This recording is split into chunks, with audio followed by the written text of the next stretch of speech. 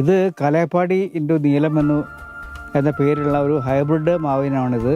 ഇവിടെ വയനാട്ടിൽ സമൃദ്ധമായിട്ട് കായ്ക്കുന്നുണ്ട്. ഇത് താഴെ, അതായത് മറ്റ് ജില്ലകളിൽ നല്ല ക്വാളിറ്റിയുള്ള ഫ്രൂട്ട്സ് കിട്ടുന്ന ഒരു അപൂർവ ഇനമാണ് ഈ കലേപ്പാടി ഇൻഡു നീലം എന്ന് പറയുന്ന വെറൈറ്റി.